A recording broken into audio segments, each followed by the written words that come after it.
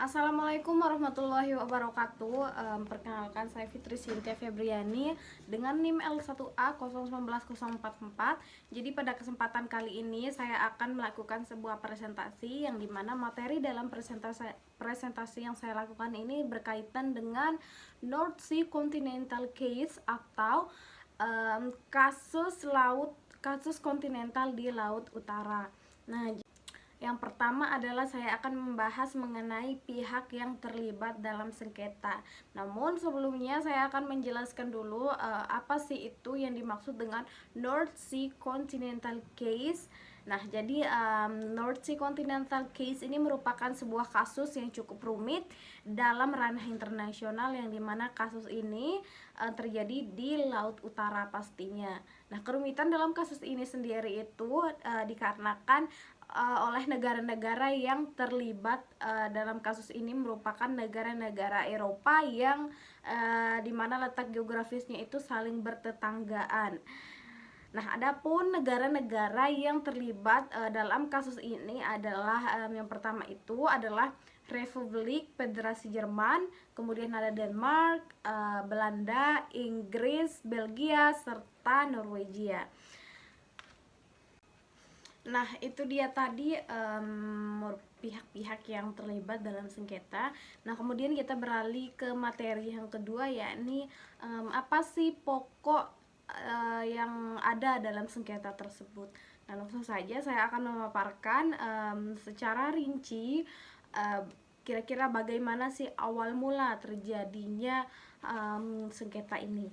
Nah, langsung aja. Jadi kasus North Sea Continental Case ini berawal pada penandatanganan persetujuan tentang garis batas landas kontinen di Laut Utara antara Republik Federasi Jerman dan Denmark pada tanggal 9 Juni tahun 1965, di mana kedua negara tersebut secara geografis terletaknya itu berdampingan, dan di mana penandatanganan perjanjian tersebut mulai berlaku sejak tanggal 27 Mei tahun 1966.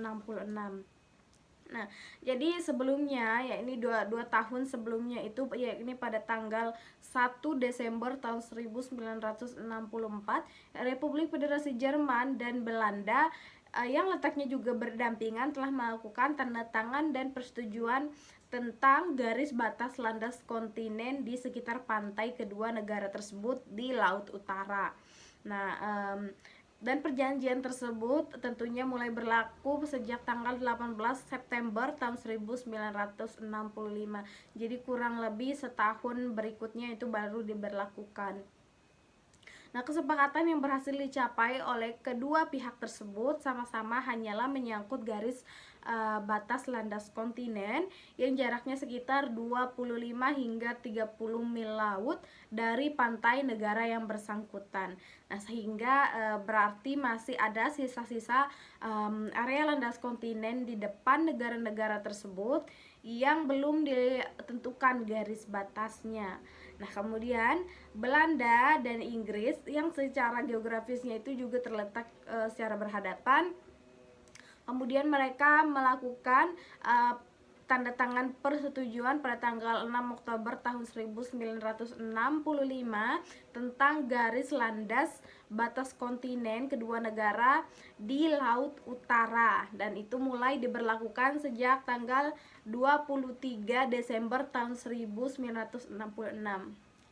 Nah, Inggris dan Denmark juga yang letaknya itu juga berhadapan, kemudian menandatangani surat persetujuan garis batas landas kontinen mereka di Laut Utara pada tanggal 3 Maret 1966 dan mulai diberlakukan sejak 6 Februari tahun 1967.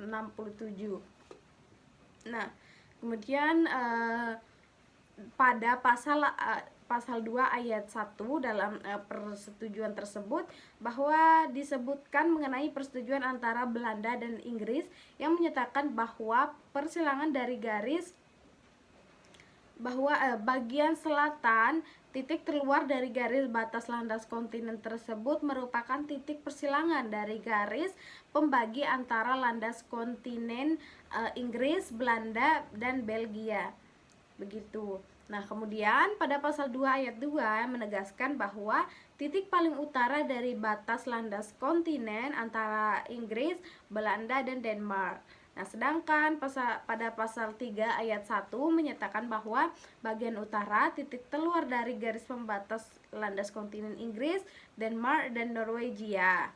Nah, adapun pada pasal 3 ayat 2 yakni menyatakan bahwa titik selatan dari garis pembagi landas kontinen kedua negara yaitu sebuah titik persilangan dari garis pembagi landas kontinen Inggris, Belanda, dan Denmark. Nah, kemudian pada tanggal 31 Maret tahun 1966, Belanda dan Denmark yang sebenarnya letak geografisnya itu tidak berhadapan ataupun tidak berdampingan, mereka melakukan persetujuan, penandatanganan persetujuan tentang garis batas landas kontinen pada area yang sebenarnya itu belum ditetapkan garis batasnya seperti yang saya sebutkan sebelumnya tadi. Nah, yang dimana persetujuan ini tuh mereka menganut metode jarak sama atau equidistant line yang membagi area landas kontinen tersebut, sebagian jatuhnya itu ke tangan Belanda dan sebagiannya lagi jatuh ke tangan Denmark.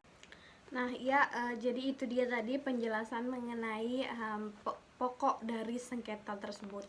Langsung saja kita menuju ke materi yang ketiga, yakni argumen singkat masing-masing pihak. Jadi masing-masing negara, baik itu Jerman, Inggris, Belanda maupun Denmark, itu mereka sama-sama mempertahankan kedaulatan laut yang merupakan bagian penting dari negara mereka masing-masing. Nah, jadi semua pihak itu sama-sama mengungkapkan argumentasi mereka yang menyatakan bahwa setiap negara pantai yang sepanjang geografis dari perairan laut di hadapan maupun di sekelilingnya memungkinkan dengan sendirinya atau dengan secara otomatis negara tersebut berhak atas landas kontinennya, dan hal itu diberlakukan sejak awal negara tersebut menyatakan kemerdekaannya. Jadi tanpa perlu melakukan apapun, termasuk juga dengan melakukan sesuatu yang bersifat untuk merebut kayak gitu, apalagi dengan negara tetangga sendiri berkonflik hanya untuk merebut garis batas landas kontinen. Harusnya itu sudah terjadi secara otomatis sejak negara tersebut mendeklarasikan kemerdekaannya. Nah, namun karena tidak adanya titik temu di antara dari semua negara itu, karena tidak adanya titik temu dari permasalahan tersebut, maka mereka memutuskan untuk membawa masalah ini ke hadapan Mahkamah Internasional di Den Haag, Belanda. Nah, karena tadi dari masing-masing negara juga tidak menemukan titik temu dan solusi dari permasalahan yang sedang mereka hadapi, maka masalah tersebut dibawa ke Mahkamah Internasional di Den Haag, Belanda. Nah, kemudian apa sih putusan dari Mahkamah Internasional mengenai sengketa ini? Langsung saja saya akan bahas secara terperinci. Nah, dalam menangani sengketa Laut Utara atau North Sea Continental Case, Mahkamah Internasional diminta untuk menentukan prinsip-prinsip dan peraturan-peraturan hukum internasional yang dapat diterapkan dalam menentukan garis-garis batas di area landas kontinen di Laut Utara yang menjadi pokok sengketa antara pihak-pihak yang bersangkutan itu tadi. Nah, kemudian dalam kasus ini, di mana pantainya masih dapat dipertimbangkan panjangnya atau masih dapat diukur panjangnya, maka haruslah diberlakukan dengan cara yang adil dan sesuai dengan sifat alamiah dari pantai itu sendiri. Nah, jika dalam hal ini diterapkan metode garis jarak sama, maka besar kemungkinan akan ditolak oleh salah satu negara yang merasa dirugikan dalam penerapan metode tersebut. Itu seperti yang dilakukan oleh Jerman. Nah, maka dalam hal ini Mahkamah Internasional harus membahas mengenai bagaimana caranya agar garis batas landas kontinen dapat ditentukan secara adil tentunya. Nah, kemudian apabila metode yang lain apabila metode yang diterapkan dalam menyelesaikan permasalahan ini itu dirasa tidak adil, maka boleh menggunakan metode-metode yang lain. Begitu kan, banyak metode yang menjadi alternatif. Nah, kemudian langsung saja intinya dalam hal ini putusan dari Mahkamah Internasional menganjurkan agar para pihak yang terlibat menetapkan garis batas landas kontinennya dalam bentuk perjanjian dengan mempertimbangkan segala aspek yang terkait agar tercermin sikap yang adil. Nah, begitu. Jadi Mahkamah Internasional ini mengembalikan kepada negara-negara yang bersangkutan untuk memutuskan sendiri kira-kira untuk berdiskusi kira-kira bagaimana keputusan yang dirasa adil dan tidak merugikan pihak yang lain.